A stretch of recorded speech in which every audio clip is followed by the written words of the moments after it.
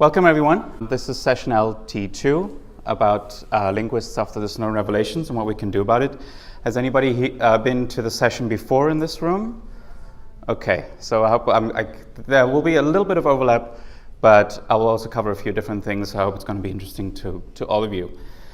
While I give the introduction, here's a link. If you want to download the slides, because there's some information in there that you may want to keep for later, so you don't have to take notes all the time, you can just go to this link. I'll keep it up for a while, so you can just type it, and it will lead to a PDF version of the slides. Okay. Enough about me for now. I want to talk about him for a little while. His name's Edward Snowden, and you know him, of course. Just as an introduction for today's presentation, a few facts, because I wasn't really aware of his biography, so his background.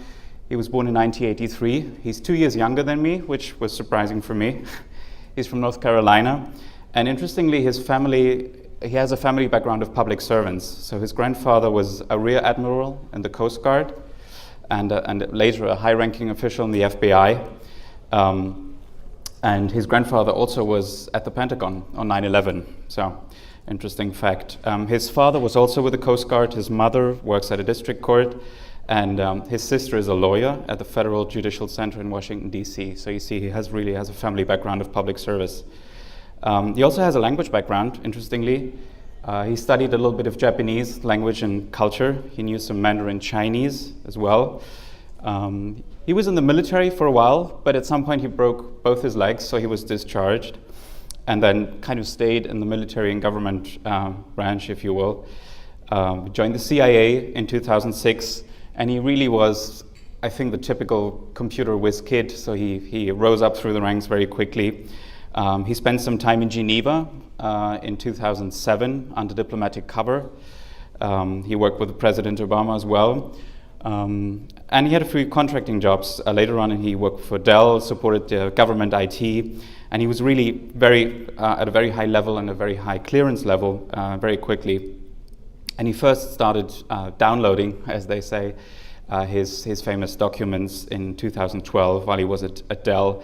And he always said that his breaking point for taking this decision to make it all public was when James Clapper, the director of the National Intelligence, was lying under oath during testimony to Congress, I believe. So he decided to get all that documentation together and make it public. And he did that with two journalists, Glenn Greenwald and Ewan McGaskill, and a filmmaker, Lauren Patras. And if you're interested in knowing more about that, I would really recommend you take a look at the documentation, Citizen4. I don't know if anybody has seen that already. It's a very good film, and it documents his trip to Hong Kong, how he meets up with the journalists, and how the whole thing, how hell breaks loose, basically. It's quite intense, but very interesting to watch. I would really recommend you check it out. Citizen4film.com. Right. Now, what did we learn from Edward Snowden? First of all, we learned that the NSA makes terrible PowerPoint presentations. It's a cheap one, I know, but what can you do? So that was something that really struck me when I looked at that. So that's the first one. But let's just recap in earnest a little bit. And this is not only the NSA. I gave a similar presentation in Germany to some colleagues and said, no, this is not just about the US. This is an international problem. Because if you've heard of the Five Eyes before, that's kind of a loose intelligence community of the agencies of the USA, Australia, Canada, New Zealand, and the UK, and it's really a worldwide problem.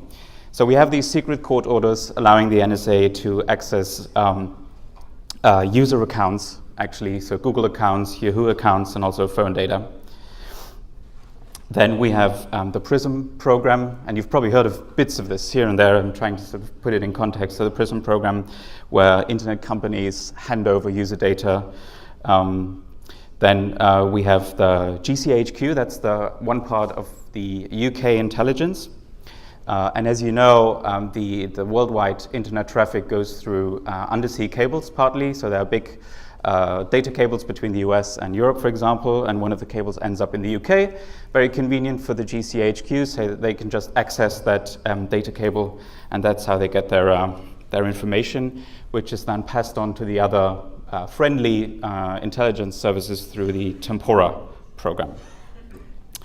Then there's Xkeyscore. That's one of the widest reaching programs, I guess, where they really try to get all of the global internet traffic. I mean, it's really at a scale that is difficult to imagine for us, but they're doing it. So they can basically capture the global internet traffic and search it for, search words or persons or whatever.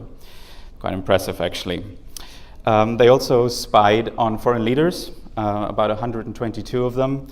I think the most famous one was Angela Merkel. So they had her phone hacked and got information from there. A few of the EU chiefs as well, and the Israeli prime minister.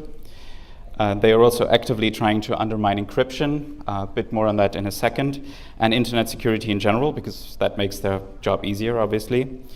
There are also state hackers, if you will. So the NSA has kind of a crack team, if you will, of hackers that's under the Turbine program.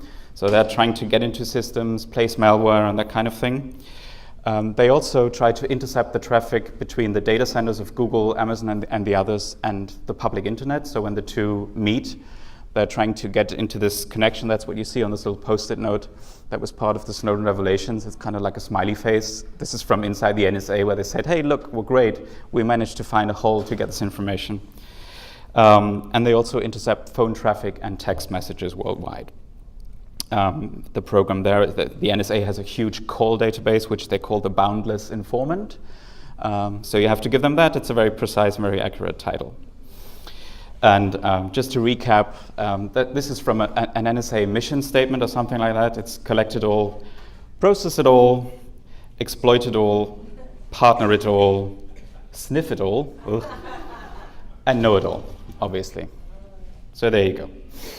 And actually, the interesting thing is that Snowden was first quite reluctant to share his identity, because he didn't want the whole thing to be about himself. He just wanted to make this stuff known. And so he said he didn't want to change society. He wanted to give society a chance to determine if it should change itself. And that's, I think, what the presentation is going to be about mainly. Okay. By the way, I'm fine if you just interrupt me if there's anything is unclear or you want a clarification for something. There's a microphone over there, and we have, I think, a second microphone as well. Just show of hands. We'll have time for Q&A afterwards, hopefully. Okay, a quick primer on encryption, because this kind of pops up all over the place. If you look up encryption in the dictionary, it will just say it's the activity of converting data or information into code. So you basically take clear text, you use a certain key, and then you have like garbled text or code to keep it safe. And it boils down to, it's just very sophisticated mathematics. And there are certain objectives, so why you want to use encryption. For example, for confidentiality, so you only want authorized recipients to receive information. For example, when you encrypt email, you want to make sure that there is data integrity, so you want to make sure data has not been modified. It's about authentication, so knowing if the sender is the correct person, is the person you think it is. And it's also a little bit about enforceability, so that's the whole thing of digital signatures and knowing who's signed a document, for example. And if you want to try encryption on your computer as well, you can do that. If you're a Mac user, it's very easy. There's a built-in system called File Vault that you can enable, and then you can encrypt your whole machine. And there is TrueCrypt for Windows that you can use if you want to do that. That's a particularly good idea if you're using a mobile device, like a laptop. And just to visualize the whole thing, that's a fun site, by the way, and it's also a great way to teach younger people about encryption, codemoji.org. Now, emoji are all the rage, as you know, and this is just a quick example. So we have a text on the left, I like encryption, clear text, and then you use a key. In this case, the key is the donut emoji. Who doesn't like donuts, right? So, and on the right-hand side, you see the results. So that's the garbled message. It's just a lot of emojis, and you don't know what the actual message says. And if you share the donut emoji, if you tell your friend, I use the donut emoji, and then send them the garbled message, they can sort of reverse the whole process and see your message in clear text. So that's just a very simple illustration of how encryption, or very simple encryption, works. And then there's been a little bit of a debate about going dark, because many people from law enforcement say the Snowden revelations are terrible for us. Now the terrorists and the bad guys, they know how we work, and they will be able to work around that, which is true to a certain extent, I guess. But there was a study recently by Harvard University where they said that, I mean, all these fancy things like end-to-end encryption and obscuring user data and all that, it's very unlikely that everyone will adopt it, which is true, because to some extent it's a little bit inconvenient. Not all of this is very practical, so that's one thing. On the other hand, we're all using different devices, different apps, different kind of software, so there's a big fragmentation, which there's a lack of standardization, which is against that as well. Then you've probably heard of the Internet of Things, like connected thermostats, connected cameras that you may have in your home. And actually for law enforcement, it's much easier to just use that, to be honest. If you've been following news recently, there was a huge coordinated internet attack, I think 2 weeks ago, where they used, home cameras that weren't properly safeguarded. So there you go, that's much easier than trying to break into encryption. Also metadata. So for email, for example, metadata means the sender, the recipient, the point of time where the message was sent, and maybe the subject is often already very interesting for law enforcement, so they may not even need to know what's actually in the email on the message. So the metadata is not encrypted because that's not possible, and that's often enough. And then if you've been following the whole FBI versus Apple thing about the San Bernardino iPhone, there was talk about having a backdoor or a golden key, which I think is a terrible idea, but they managed to solve it differently anyway. So this whole going dark, I think, is a little bit misleading in a way. Next up, I wanted to talk about the cloud, and Joseph did this a little bit already in the session before me. It's just it's a wonderful image or a wonderful metaphor in a way, but actually there is no cloud. I'm sorry to break to you. A cloud is always just someone else's computer. Now, if you've used services like Dropbox, Google Drive, Microsoft OneDrive, and so on and so forth, that's the cloud, obviously. And I think it's always a question of whether you trust the company with your data. You want to think about what kind of data you put in a cloud storage service. So I think that's really very much a question of user discretion. And I think this would be a more accurate picture of a cloud, actually, a big room with a lot of computers inside. But cloud, for example, also means that when you use Siri on your iPhone or you use the Google Now Assistant on your Android phone, that also usually goes through the cloud. So it will record what you say, send it up to the cloud or to a computer, actually, process it and give you the result. That's usually how it works. It's very quick and not really transparent, but that's how it works. And if you're using the Google Voice Assistant, there's a fun way to find out how it works. You can go to the, I think the link is in the slides. You can go to your Google account and log in, and there's a section that is called My Activity. And when you log in, you can listen to all the search queries that you've entered into your Google Assistant. So that's if you do that very often, and you've maybe been doing it for 2 or 3 years, that might be fun, very interesting, to listen back to all that thing. And just as a tip, if you want to use Dropbox or Google Drive, there are a few tools that you can use to encrypt your data or make your data safe before you upload it to Dropbox or Google Drive.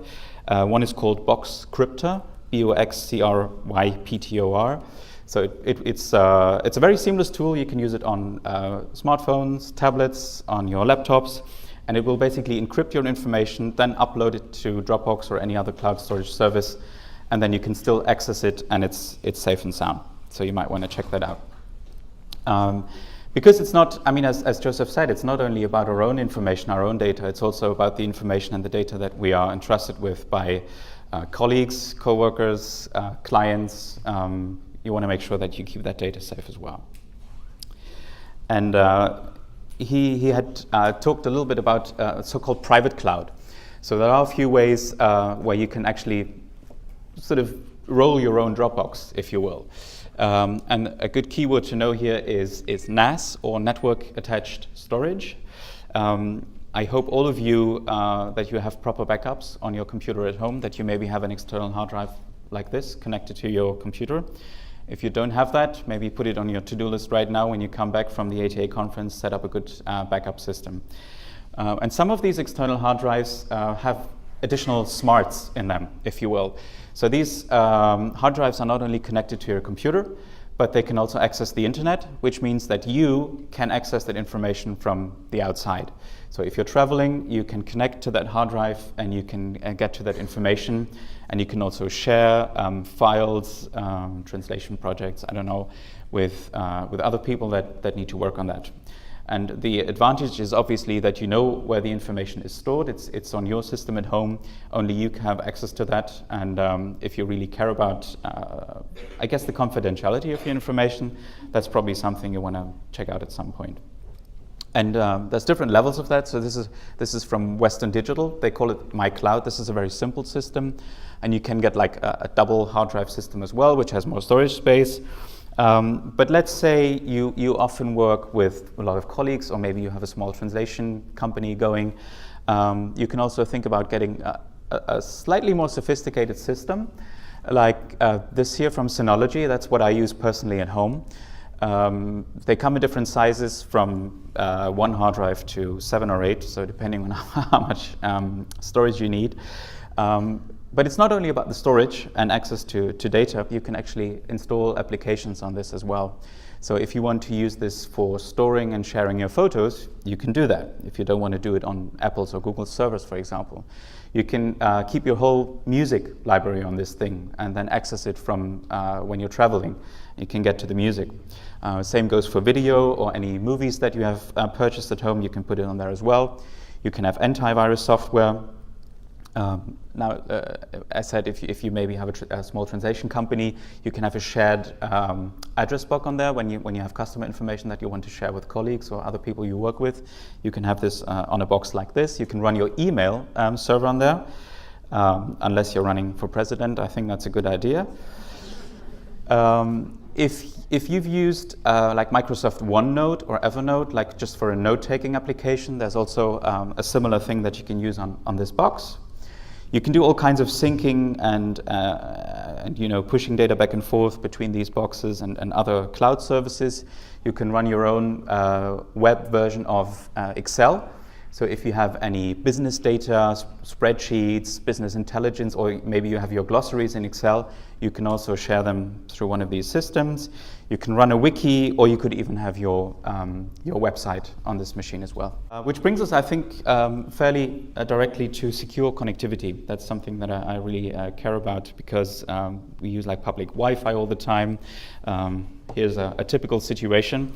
I could have taken a photo from the ATA conference as well.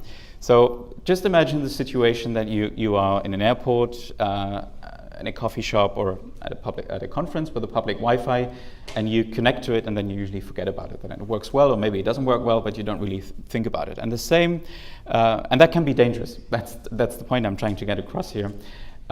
Because there are now very accessible and very easy tools. It's basically as easy as downloading an app to your smartphone that will allow you to become an imposter and tell people, I'm actually a Starbucks hotspot. So you just sit down at the Starbucks, you pretend that you're a Starbucks hotspot, people will connect to your device, and then you can basically see what they're doing if they don't protect their connection.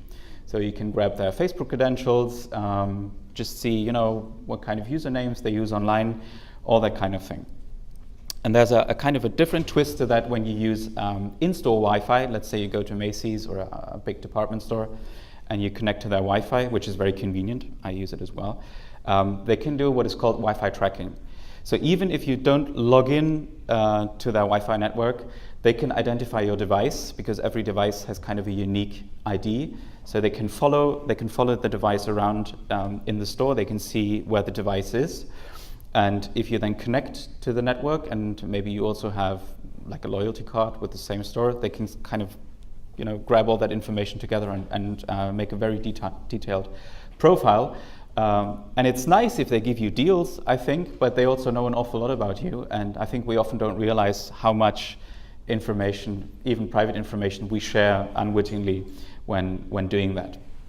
So that's a little difficult. Now, it's not all doom and gloom. There are actually a few things that you can do. For example, you can make sure that when you connect to a service, you can make sure there's this padlock symbol. So you don't have HTTPS, not HTTP, but rather HTTPS, which is a secured, encrypted connection with the service that you're using. Now, most big services like Facebook and others, they will automatically give you that. If that is not the case, for example, for your browser, if you use Firefox, for example, and I think it works on Chrome as well, there's a plugin that is called HTTPS Everywhere that you can install, and then the plugin will always look for a secure connection, so you don't have to look out for that. So the next thing I wanted to talk about is called VPN. If any of you have maybe worked in a bigger company, like sort of the traveling salesman phenomenon, that's been in use for decades already now, that when people travel with their laptops and they need to access the network of their company back at headquarters to get customer information, let's say, or access network resources, they could use this technique already. So VPN means virtual private network. You're actually on a public network, i.e. the internet or your cellular connection, but it's a technique to become part of this private network. And there are a few customer-facing solutions now that are very easy to use, and it's the one that I'm using right now actually on this public network here. I've put a few options here. So TunnelBear is a good one that you can use on mobile devices. I think it runs on Android, iOS, and also on laptops and even Chromebooks. If somebody has a Chromebook, that works as well. Cloak is also very good. That runs on Macs and iPhones and iPads. And if you use the Opera desktop browser, that even has built-in VPN or has had it for a couple of months now. So what it does, I mean, if you look at the whole connection between your device and the access point at Starbucks and the internet infrastructure, and then at some point the final website you're visiting, it's quite a long chain. And there are a lot of potential points of failure. And what you do with the VPN is that you take that connection and you create a secure tunnel. That's what it's called. So you protect your connection between your endpoint and the other endpoint, so other people can't get in and can't grab your information. And especially for TunnelBear and Cloak, it's very easy. It basically, you download an app, you install it, you set it up real quick, and then it can even connect, or it can even protect your connection automatically whenever you connect to an unknown Wi-Fi network. And it's even, you can tell it, okay, my home network is safe, you don't need to use that, so that's great. They usually cost a little bit of money, so I'd be wary of, I think Opera Desktop is actually free, but they probably do it as advertising. But TunnelBear and Cloak, they charge you a few bucks a month, depending on how much data volume you use. But I would probably not go for a free solution, because then you never know if it's trustworthy. So I think it's worth a few bucks a month to stay safe on public Wi-Fi.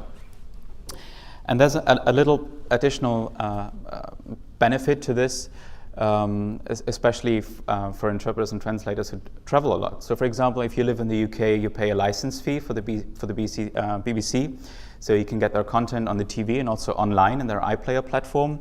But then let's say you travel from the UK to Germany. The iPlayer, I think, is available in Germany, but it has limited content, so you may not be able to see everything that you have actually paid for. So what you can do then is to use one of these VPN apps and pretend like you're in the UK, pretend like you're back home, and then get the full content. I have a Netflix logo there, which is kind of grayed out because it used to work with Netflix, and they're kind of cracking down on that, I think, because the content providers don't like it for some reason, because the big media companies, they're all about geographical, focused licensing deals. So they don't like people using these kind of workarounds. But it may just help you out with a website that you like to use. For example, if you, I know a few colleagues who studied Greek, for example, and a few Greek broadcasters have web streaming, which only works in Greece. So that's kind of a way to get around it. But of course, use it at your own discretion. Okay, next up are ads. It's our favorite topic. So we've probably all seen something like this. Yep. Careful with that. We've probably seen this or something like this. If you ask me, I couldn't care less about a quote of the day with an ad on top of that before I get to the article that I actually wanted to read. I think that's just stupid. But anyway, let's just stick with Forbes for a minute here. So just to point out all the stuff that is on the website that is not the article that I actually wanted to read. So first of all, we have a banner ad, we have another ad on the side. Then actually on the top left corner, that's an auto-playing video. I absolutely hate those. You probably do too, and sometimes they even come with sound. So you just open an article, you maybe go somewhere else, and suddenly you hear video playing. I think that's super annoying, but anyway, that's the way it is. And then you have all the social functionalities. So you see, trending Forbes articles on Facebook, and share this on Google Plus and on Pinterest, and that's all great. I really like social networks, but actually that's also a privacy problem. We'll get to that in a second. So that's all the cruff that I don't really want. I want something like this. I just want to read this article. So what you can do, especially on iPhones and iPads, if you've used the Safari web browser, you may have seen this little symbol there with these lines. That's called the reader view. So you just tap the button and you get a clean version of the page without all the ads and everything else. You just get the article and probably usually a big photo of this. So that's already a small way of fighting against the cruft. This is a similar solution. This is the built-in reader view of the Firefox web browser, so you can use that as well. That's been in the recent versions. And this brings us to the actual problem of ads, except from the distraction and everything, because these ads and the whole advertising technology that is behind that is actually, it's not only creepy, it's also a huge privacy problem. So if you're a Facebook user and you also use the Chrome browser, just for fun, you can go to the ProPublica website, propublica.org, and they have a little tool that you can install, and then you can find out how much Facebook actually knows about you. So in terms of what kind of stuff you read online, the interest that they can derive from that, and the potential interest for advertisers and all that kind of thing. So I'm neither a big user of Facebook, not a big user of Chrome, so I haven't tested this, but I've heard really interesting stuff about it, so you may want to try it out. Because the thing about Facebook is that when you're logged in, you can not only use Facebook, but Facebook can also use you. Facebook can track you around the web. They can see what other sites you go to, and this is even true if you don't even have a Facebook account, but you go to websites that have like the like button and sharing buttons. They still can use this to track you. It may not be quite as personalized as when you have a Facebook account, but they still can track you and build a profile. So I think that's just kind of creepy. Okay, so yeah, I was trying to say your data is delicious. So there's a whole industry now in tracking, in ads, in user profiling, in reselling user information. Just an example, an average Facebook user is worth $5 per year. So it doesn't sound like much, but it's actually very good, I think, for the overall ad industry. That's the thing. So that's why I'm trying to raise awareness for this. And that also means that you should be careful when you connect to a social network, for example, or just to any app, for example, they will often ask you, find your friends, upload your address book. And I think the most annoying case is LinkedIn. So I don't know, you probably all are on LinkedIn anyway, but even if you're not on LinkedIn, you often get emails that somebody invited you and you should join the service and so on, and you don't really want that.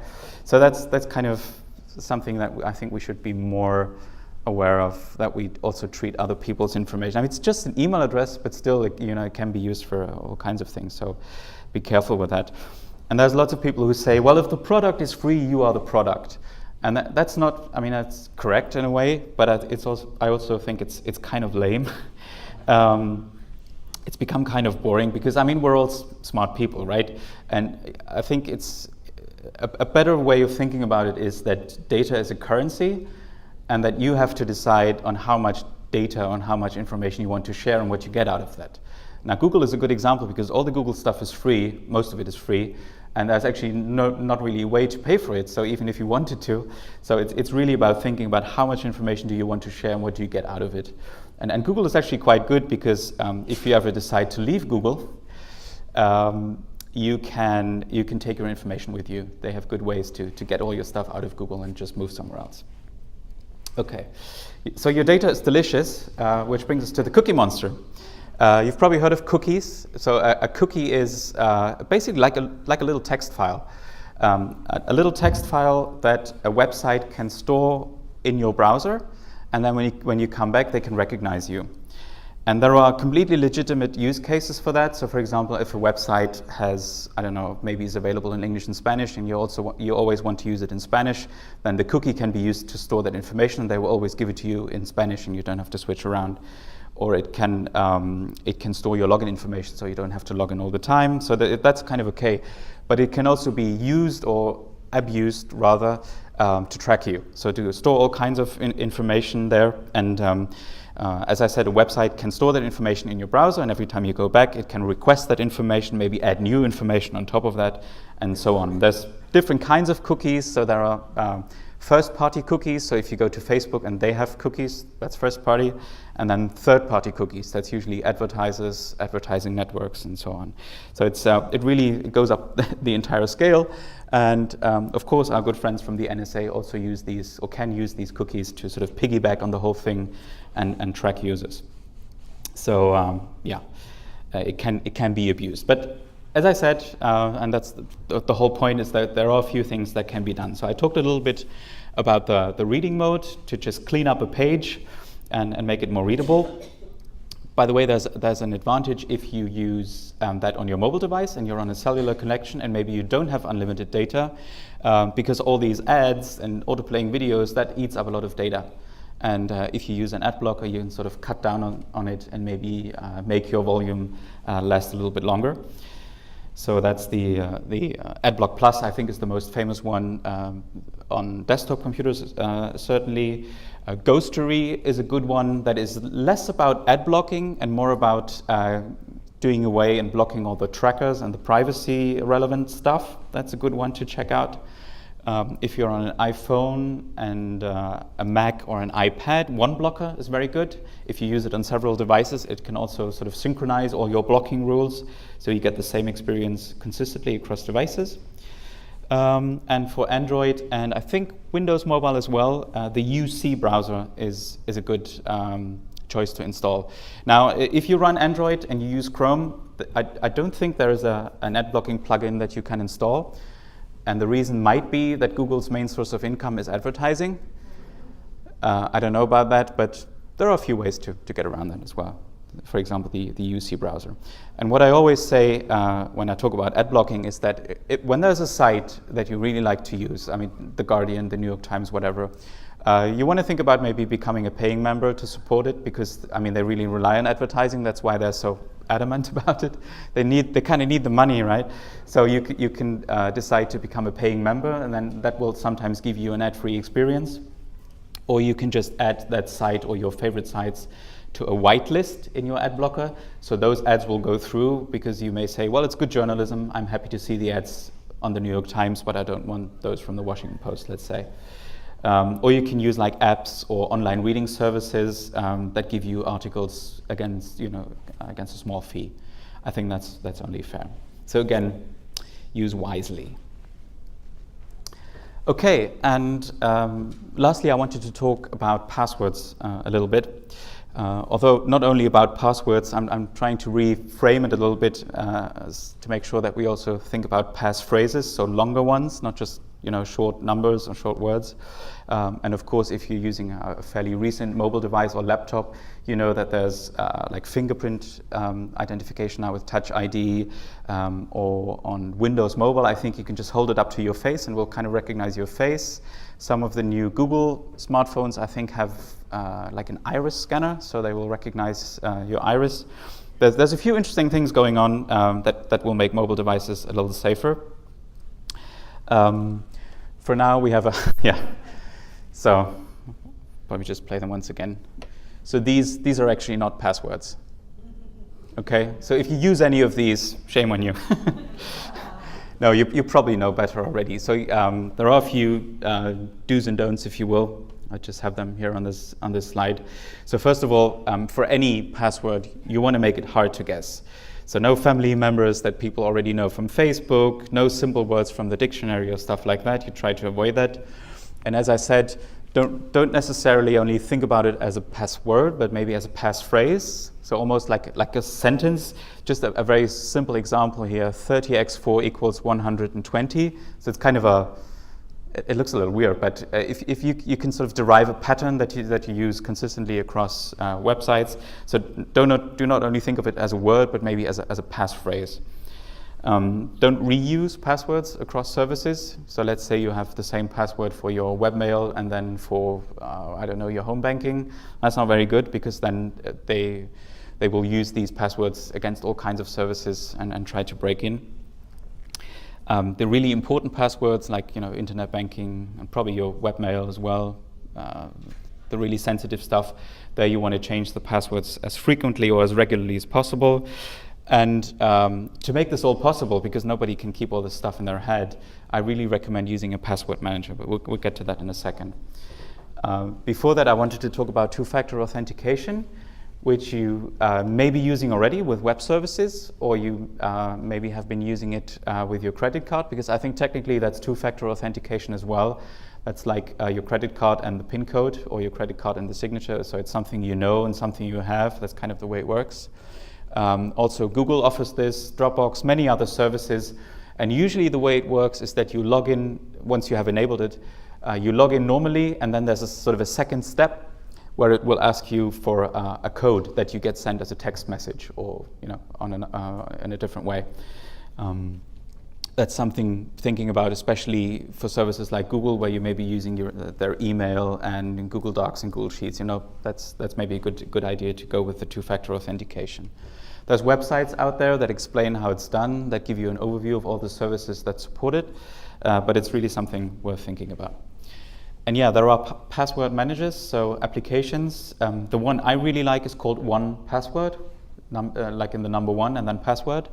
That's available for Macs, mobile devices, Windows, pretty much all the big platforms.